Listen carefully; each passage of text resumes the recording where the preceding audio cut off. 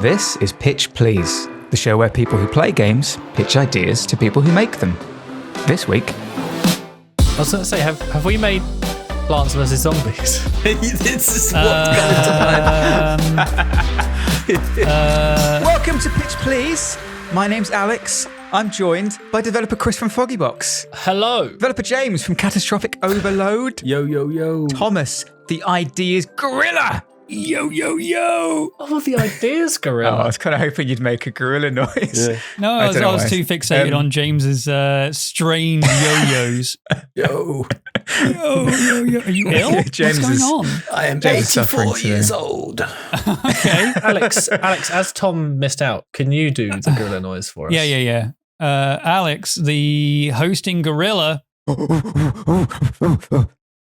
Is that great. pretty good? That's all right. He's great.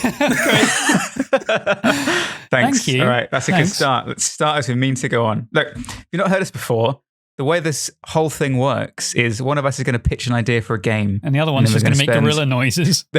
Yeah, and then I'm just going to make gorilla noises for 40 minutes. Yeah. And then it's going to end. We're going to spend the rest of the episode trying to figure out how we can make it, how it's going to work, all the ins and outs, all the bits and bobs, all the minutiae and the details and the bigger picture. But first, we need an idea. We need some kind of idea for a pitch. We're in the elevator. No one's talking yet. No, it's very awkward. I just tooted. Oh, no. All right, quick. Someone start talking before the smell really gets to us. I'm waving. Please don't reach the nose, please. Oh, God. I need to distract them with something. What's this on my phone? A Twitter notification. Ping! There it is. What's it? Hey, guys. Just cover your noses real quick and listen to this. I just got a message from @PumpcanArt on Twitter, who I know very, very well, is a prominent fan artist for High Rollers, so thank you very much. Lovely.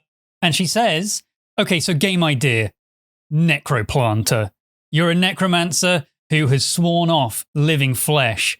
A monster battle type game where you grow plants in a greenhouse and then kill them so you can raise them as horrible plant beasties to use in battle. And there's two additional tweets in response to this, furthering the idea. But there you go. I'm just going to throw that there. Necroplanter, the plant-based necromancer building an army against. Doesn't say yet. Doesn't say what the bad guys are. Gorillas. What do you think? I mean, I kind of like the idea that it's like styled as a very wholesome game, but it's What, Cult of the Lamb style? Yeah. And then it's like, I'm going to go murder some plants, and it's all like, anime shing, head of plant cut off. And, Yeah. that would be cool. But that's just visuals. I don't know what the That's game visuals. is. I mean, yeah, Cult of the Lamb is very, very wholesome looking game.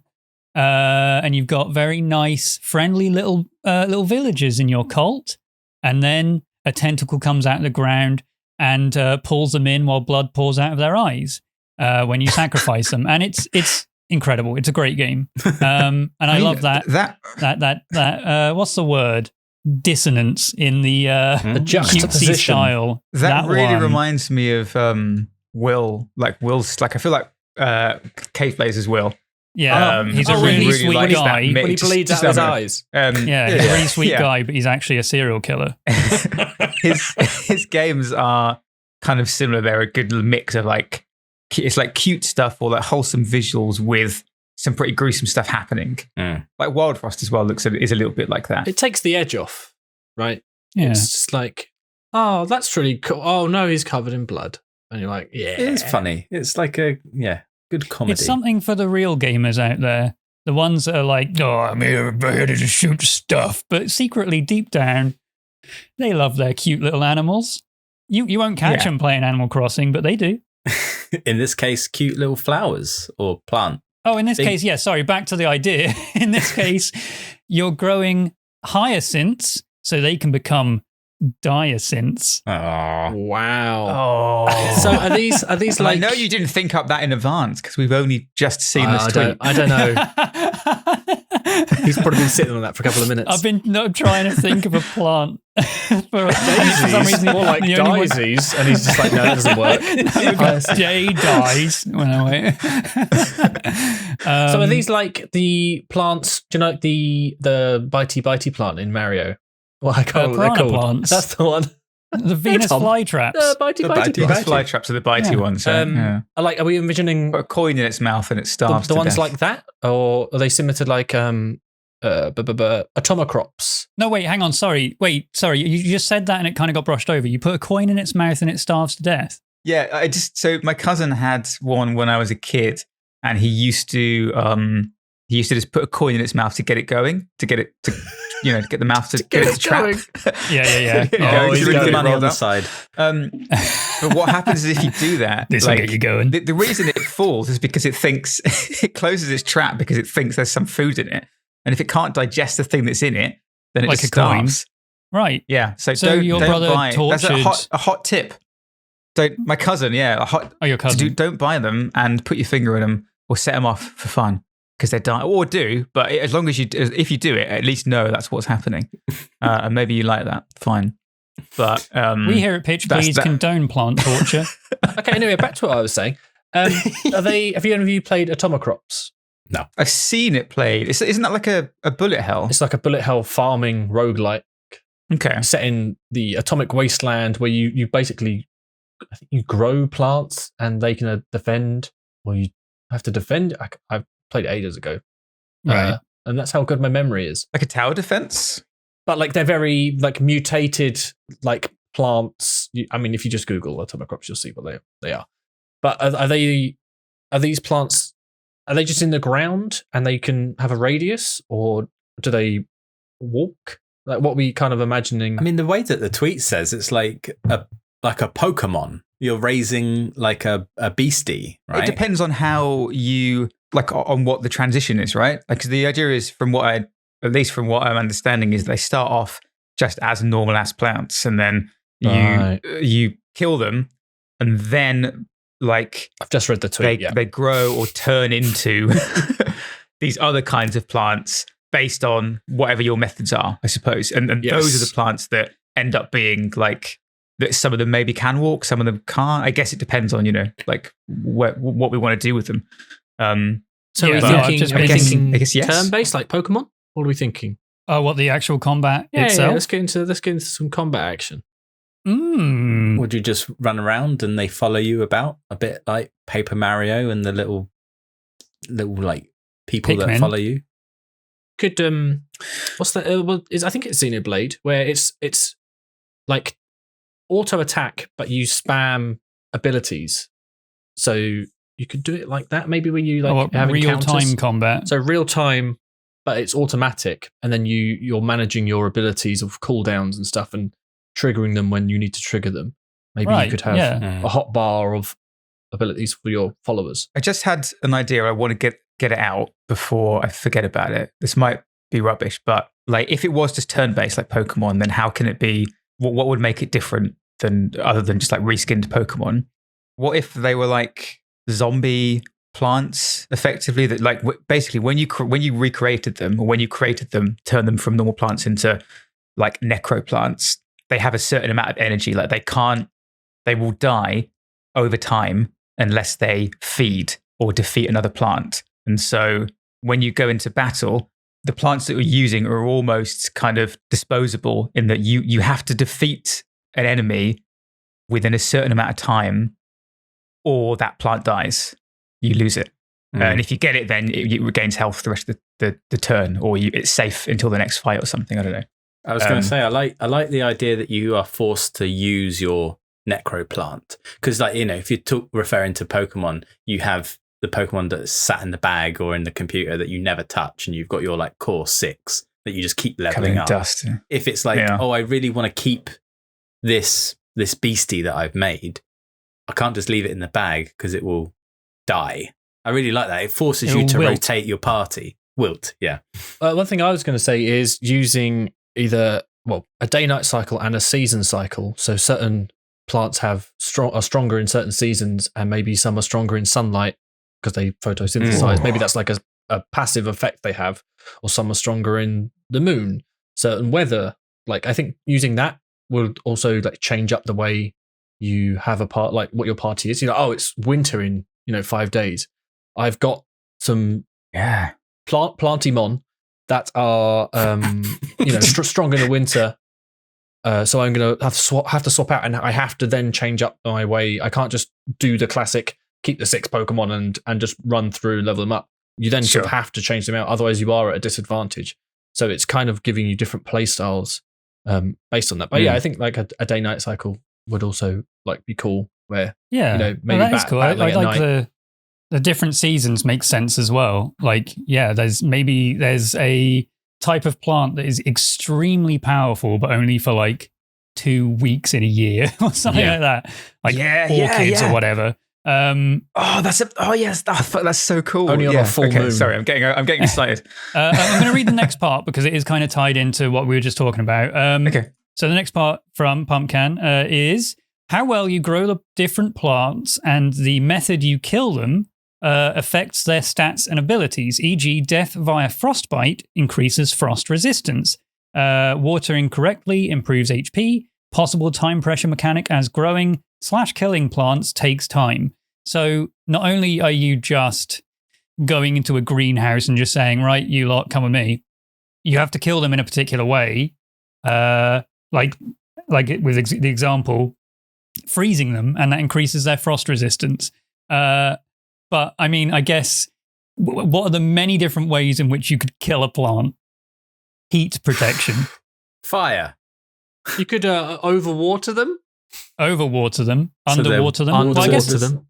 But then they'd have low HP because you need to water but they them correctly. They could have low HP, but then they could, if they're like dehydrated, it means that they are super unaffected by water attacks and fire attack. Like that kind of. Oh no, more they're weaker to fire attacks because they're all dry and crackly. But maybe you're going into winter and you're like, okay, a lot of ice/water based attacks are going to happen. Right. So I'm going to make a dehydrated one who have low HP, but none of these attacks are really going to do any damage. So like that risk reward of doing that. So you do want to mistreat your plants, basically. You want a low watered, murdering them, underwatered, killed by frostbite in order to get plants strong enough for winter. Yeah. I guess you're slowly torturing them to death. I think various ways. I can imagine your greenhouse. You've got like just a freezer in the corner. You pick up a plant, pop it in the freezer. You make frostbite. Can one of the plants be like one of the mandrakes from Harry Potter? The ones that scream at you. Screams. There needs to be one that is just vocal about its hatred towards you. You're trying to put it in the freezer and it's like fighting back at you, and you can see the animation of them like slamming the door shut. Like, come on, get in there. Man, I really love the that mechanic of like depending on how you kill them or how they die, like that has an impact on their stats and their abilities when they come back. And it could literally be a comment that almost feels like that's kind of like like you have this science lab. You're a crazy scientist where you're just trying things and you're like, okay, if I cut the leaves off some of them and then also burn it, what happens when I raise it back from the dead? Is it gonna have these kind of effects to it, like on it or something? Will it have like, is it like a Scissorhands thing?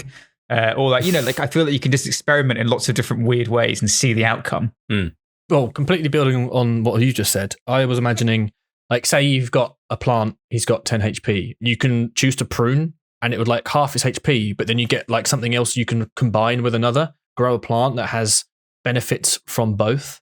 And then sort of like crossbreeding and splicing, like you can do with, well, obviously you can do that with plants in real life. So it'd be cool to be able to experiment. Do you know like the game Let's Build a Zoo, where you can basically gene splice any animals together?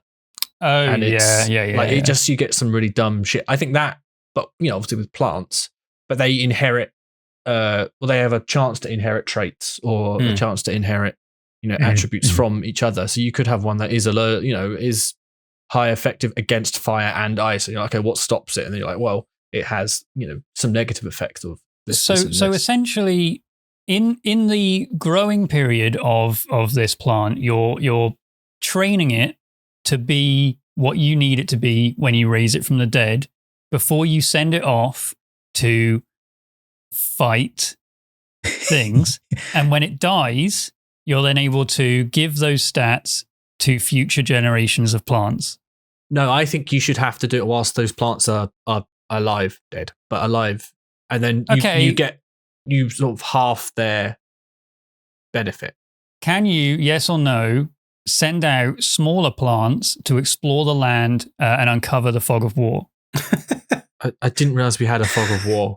Are you, no. yes or no, a crystal of wisdom? No, no one is ever a crystal of wisdom. Is this the plant version of Dungeon Daddy and the Crystal of Wisdom? This is the sequel. I thought it was more, Pokemon-esque, on an adventure. I'm thinking of it like Pokemon, like almost like a cross But between. what if though? There was a lot of the things Chris was saying then was like, okay, I ticking some boxes see. for you. If it helps, we can call it Garden Daddy, and that'll be the only reference. Oh no, it could be Necro Daddy.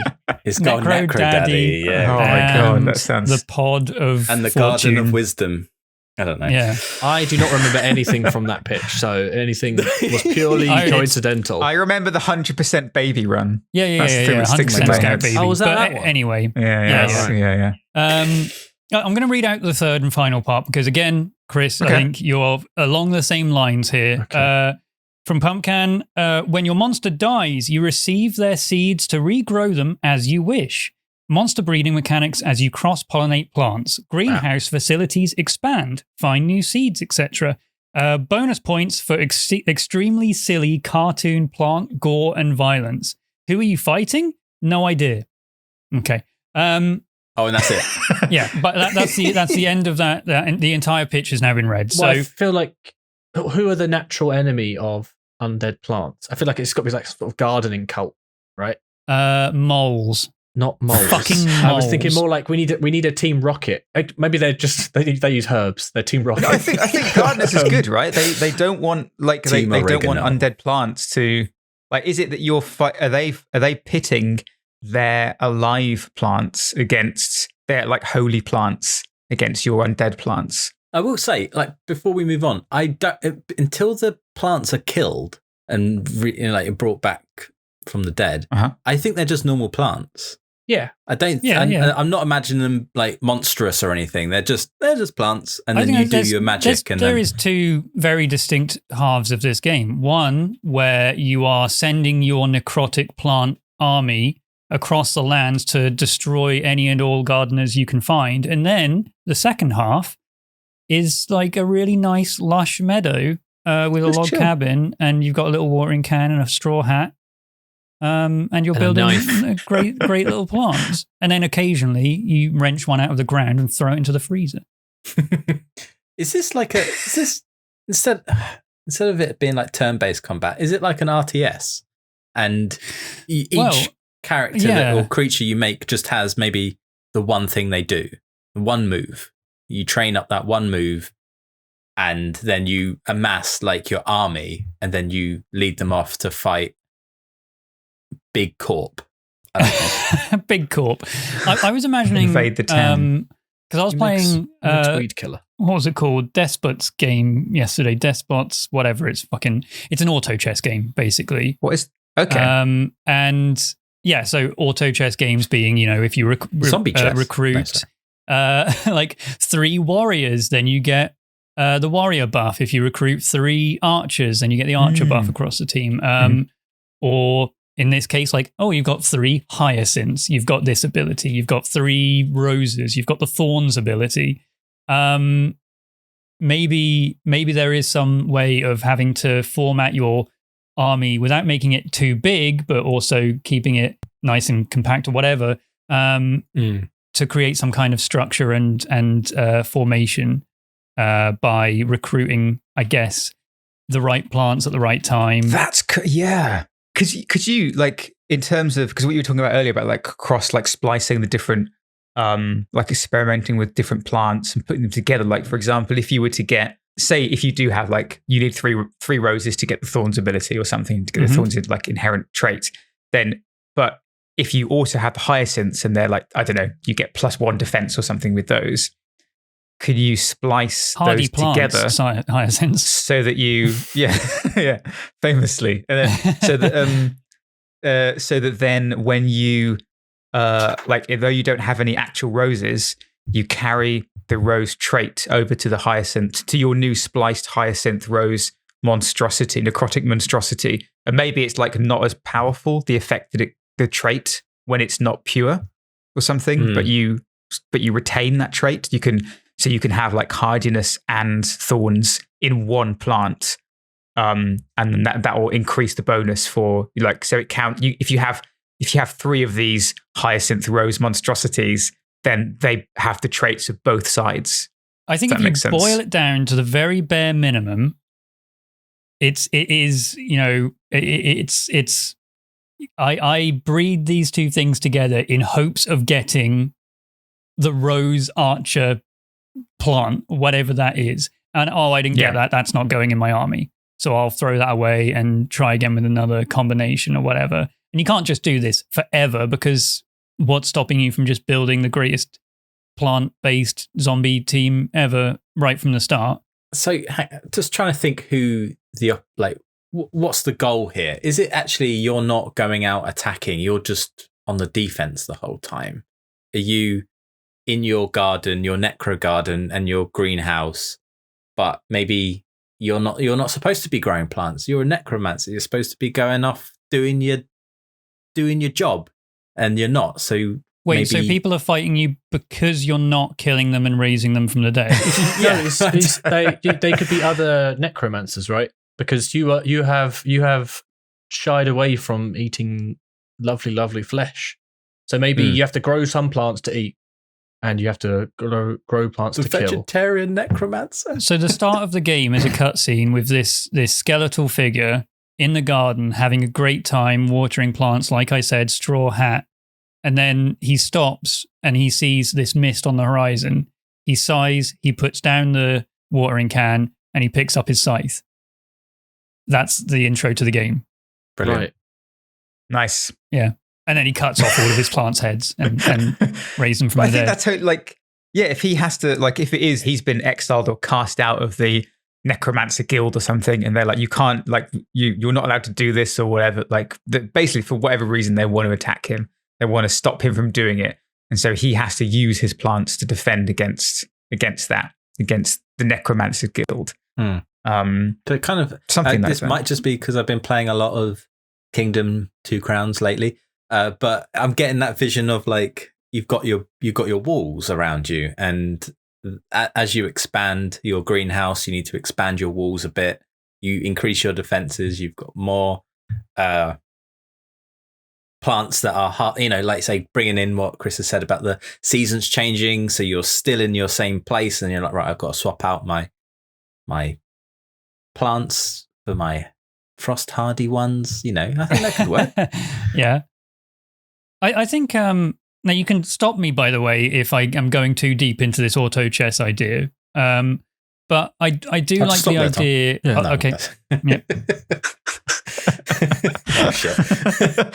He's walked off. Who's more stubborn, you or me? Dead You air.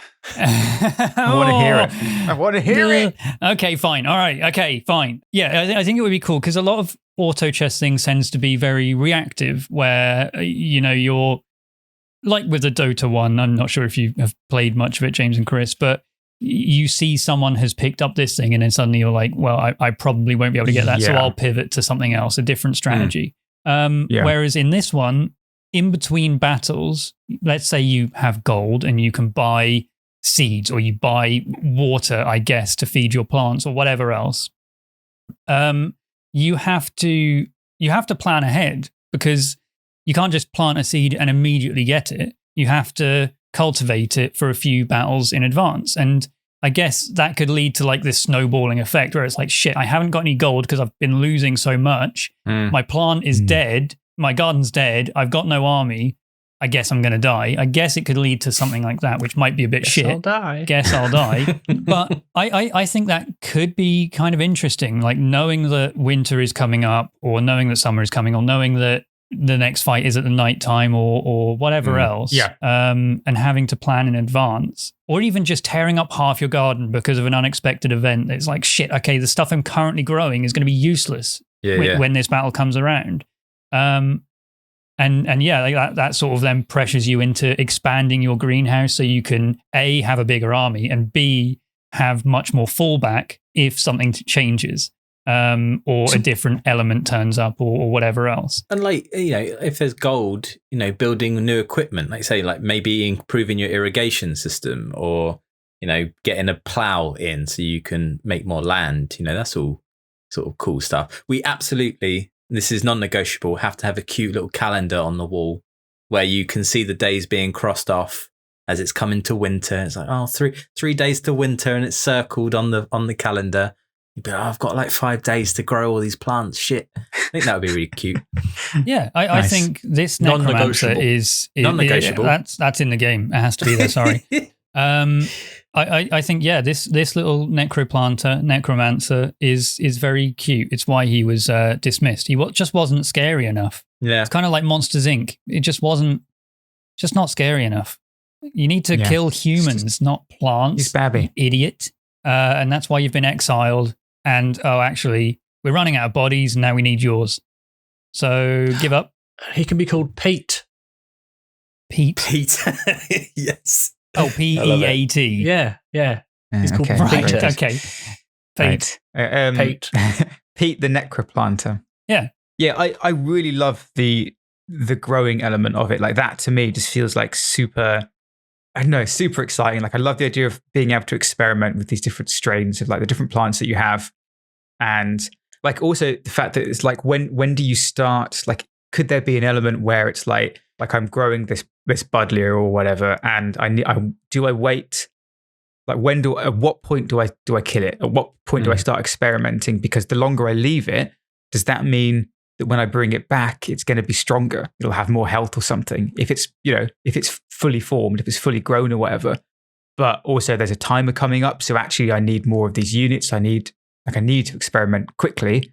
So do I kill it when it's young, and bring it back, and then it's not as strong, but at least I have an extra unit or something. I don't know. Yeah, following up on that, like this whole experimenting and crossbreeding thing, I feel like there should be potential combinations that yield a bad result.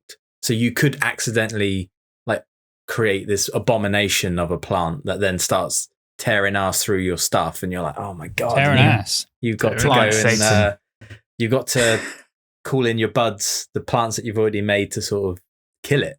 But then you might actually get a good seed out of it. So there might be a benefit as well. I think if you have like an abomination one, maybe it also hits your own units or whatever. Yeah, exactly. But could be like maybe that's the strat. And I mean that could even be the story if we wanted to. It could be you, Peat, accidentally create a strain of, abomination plants, and then you've got to solve this problem, and then you start making different ones. So what's the win condition? Is it just like last as long as you can? Yeah, I mean, I think so. I just, if we were going with Pokemon, what would that be? Well, Pokemon is beating the Elite Four. Yeah, you'd have the whatever the Necromancer equivalent of the Elite Four is. So are you just defending yourself against the Elite Flora? the Necro? The Elite Four leaf clover. Are you just defending yourself against the Necromancers until they give up? Like I think they throw everything at you. We can follow some kind of element from PlateUp. There's a 15-30 day story, I suppose, that gets increasingly harder, and then there's just an overtime beyond that of infinite replayability. It just gets harder and harder and harder as time goes on until it's unwinnable.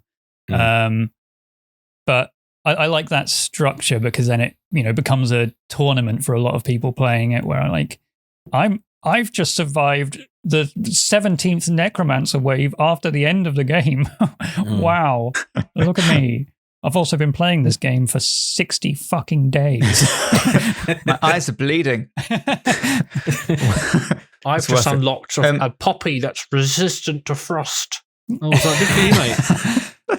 I've gone full bamboo with my army, which grows really quick. They grow super fast, but 3 also feet a day. replicates themselves on the board. So you put one in, and then like 6 spawn around it. They don't have any attacks, but they are hardy as fuck. Yeah. Ah, right. Okay. shit. So Bamboo you defense line. quick barrier. You can have like being able to use like pioneer species and stuff as well that are like super hardy, but they can just grow everywhere. Like in your in your greenhouse, you're like, okay, I'm planting these guys, but they end up taking up like 3-4 times the amount of space as you want them to, but they are insanely tanky. Yeah, I mean, auto chess games always have like the things that appear like a lot early on are really shit and aren't great for the long game. Maybe there is a weed strat in this, and I don't mean the marijuana cigarillos. I mean common weeds.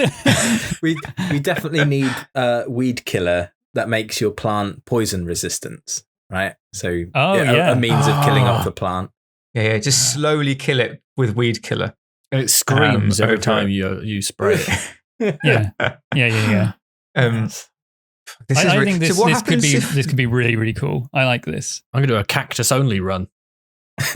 We've come up with so many mechanics of this already, like more so than lots of other games that we've talked about recently. I don't know, it just feels really exciting.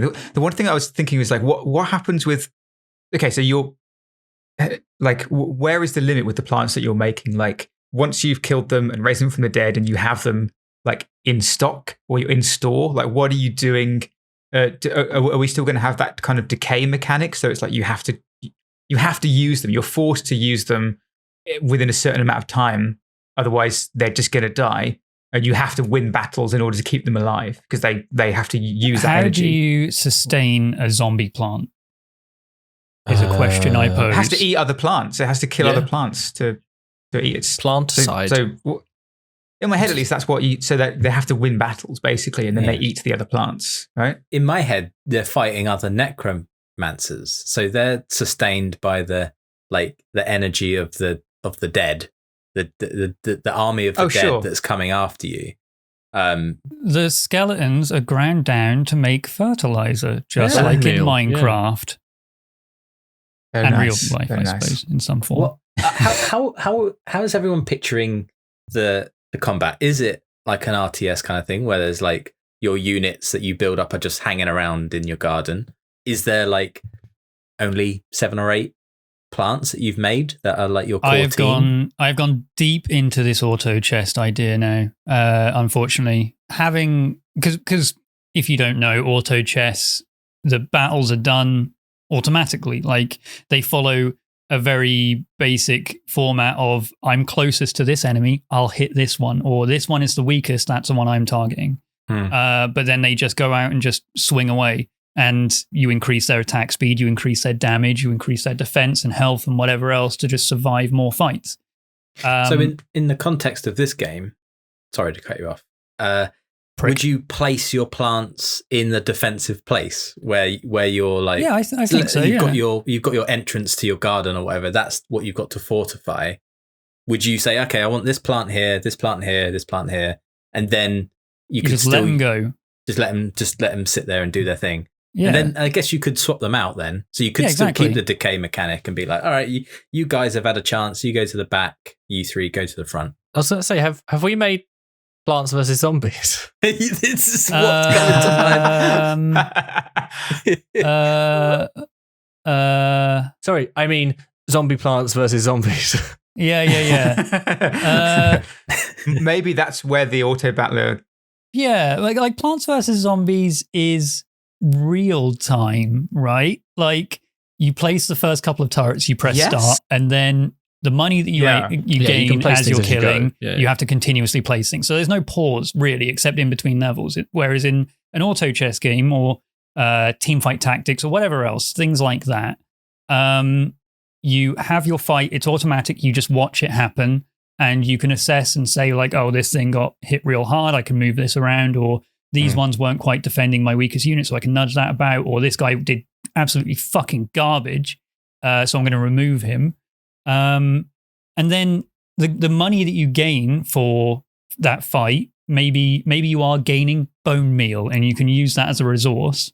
You then go back and you have to decide, right, am I spending money on buying seeds that I can then plant? Am I spending money on upgrading my greenhouse? Am I spending money on irrigation? Am I spending money on increasing my army size?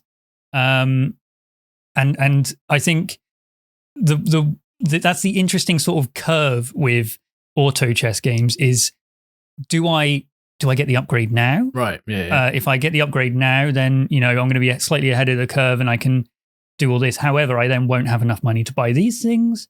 And super auto pets, that's another one. Is kind of an auto chess kind of game. And I think that allows a lot of strategy and formulation and things like that. And that even goes beyond just, I'm going to mix these two plants together and see what happens. Like, you still have to have some level of strategy in what you're doing and when you're doing it and why you're doing it. So it can be very, very deep. It can also just be plant gore.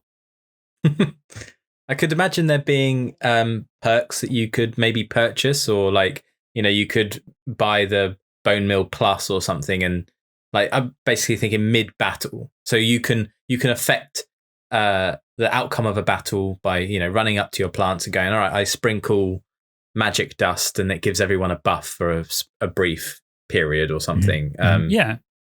What would that be in terms of plant mechanics? I don't know.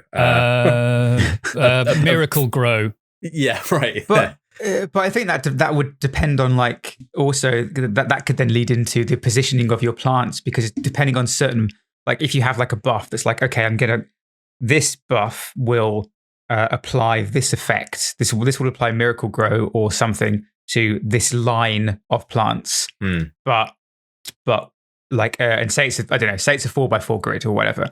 But like, two of the plants on this row actually are like will be damaged by this buff. But like, two of them will be affected; they'll be buffed by it. Two of them will be debuffed.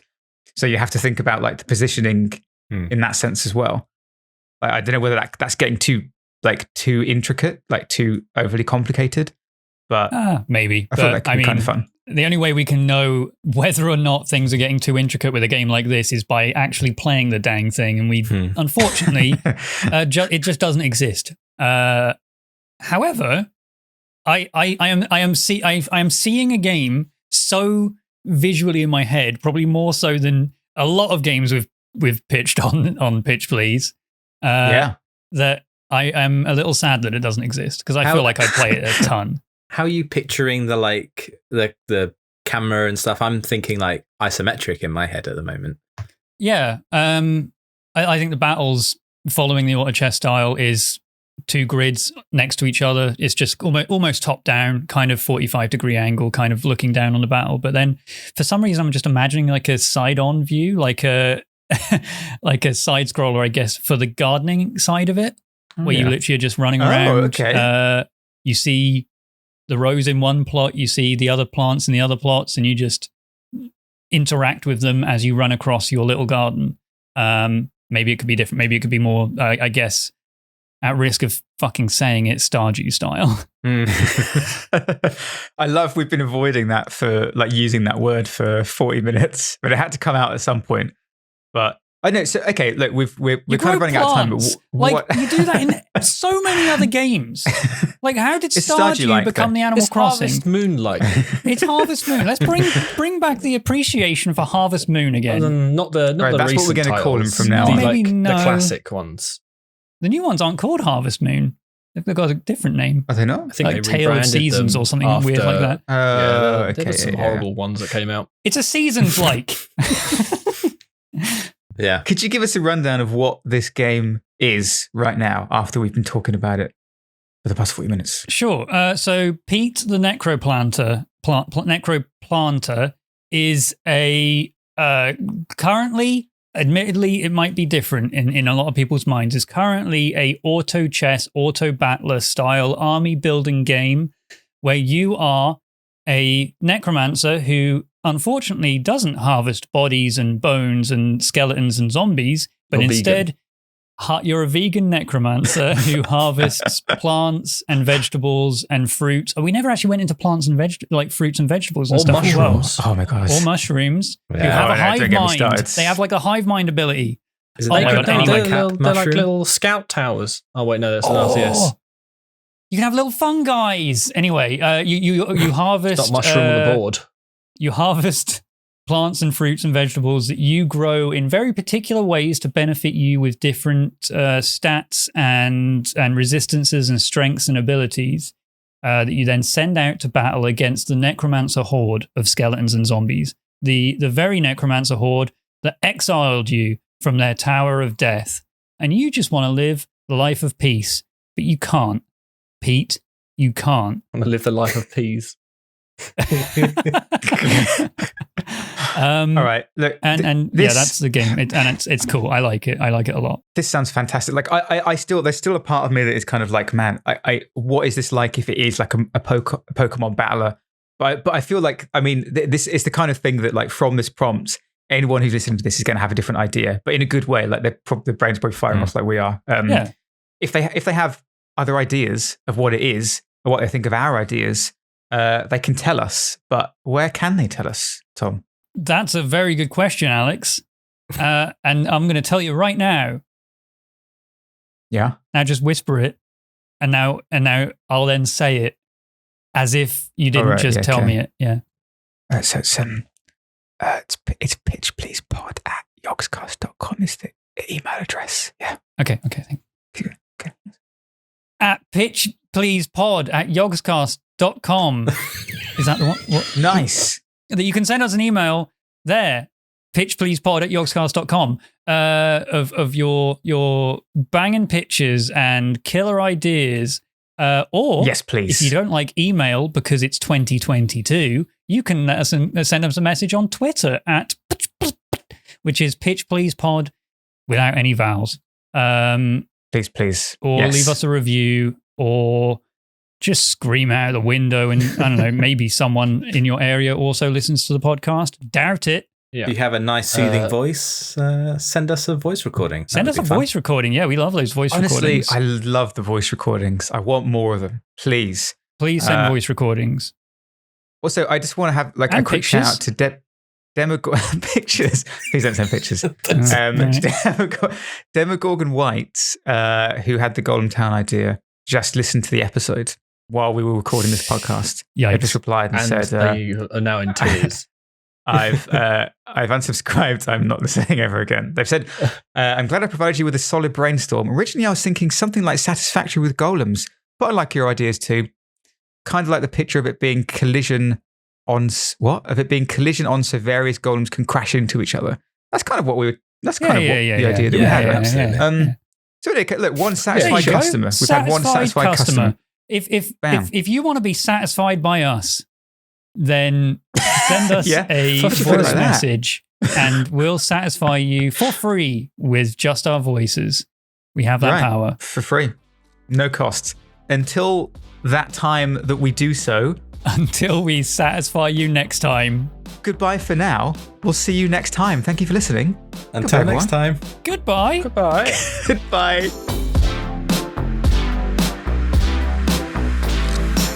I'm so glad that was plants and not anything else, because like babies. It was very close to being like just like war criminal stuff with the experimentation. Like raise a child army.